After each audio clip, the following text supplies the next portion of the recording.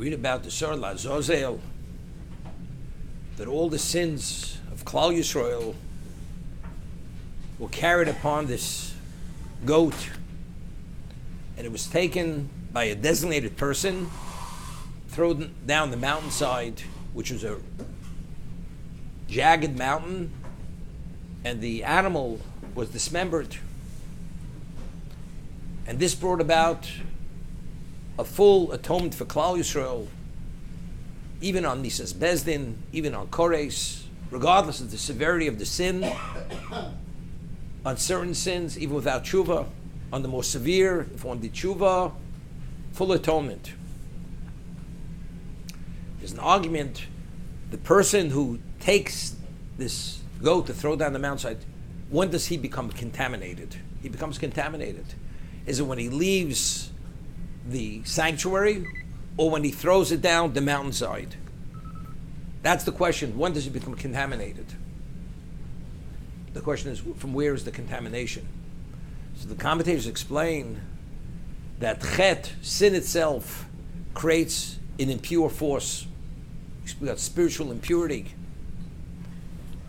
Spiritual impurity is only a consequence of chet, of the vacuum, which is created by sin.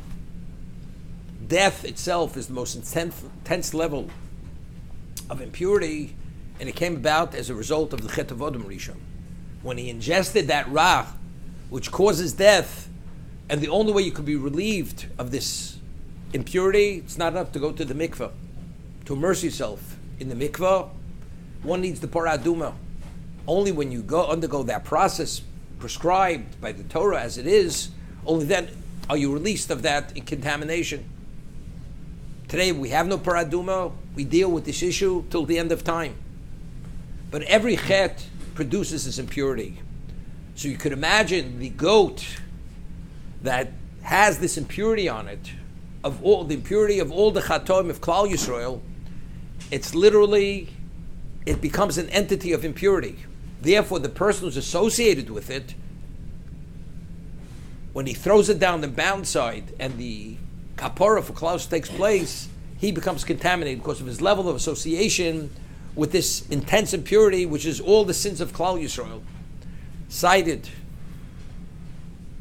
that the person who threw the goat down the mountainside, he did not live out his year. Never. He would never live out his year.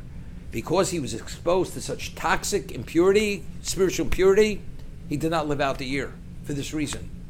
So the Orach Chaim HaKodesh in this week's Parsha cites not Rizal, that it's known, and he says the same thing, and this is really where Chaim Voloshin cites the name of the Zohar, the whole concept of Avera Gores Avera, that when one sins, you create an impure force, and that impure force, you become actually captured by it, and that draws you to do more impurity. That's Avera Gores Avera.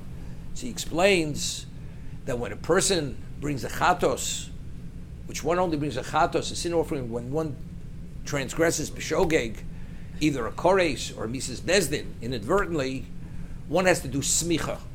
One leans on it. When one leans on it, when the person, even when you sin inadvertently, there's an impurity on the person's body, on his whole entity.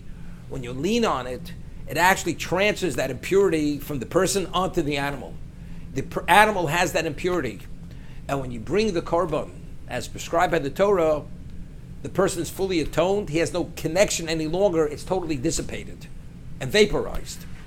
So he says, why can't you bring a sin offering on a mazid? Because a mazid, when you sin deliberately, the impurity is so intense, it's a toeva, it's an abomination. You cannot bring an abomination in the Beis HaMikdash or in the Mishkan. It's zevach rishon toeva. It's a toeva, it's an abomination. That's why the mazid, one cannot bring the chatos for that reason. It's not because it's unatonable. It is atonable.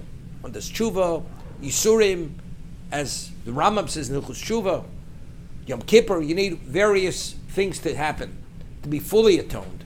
But to bring that entity into the Beis HaMikdash when the person leans on it to transfer it onto the animal, that's something intolerable.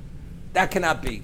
So the whole concept of kapara is a transfer of the person's status onto the animal. As we said in the name of the Ramban, when the animal is brought, it's basically the person being slaughtered, his blood being sprinkled, and his remains being burnt.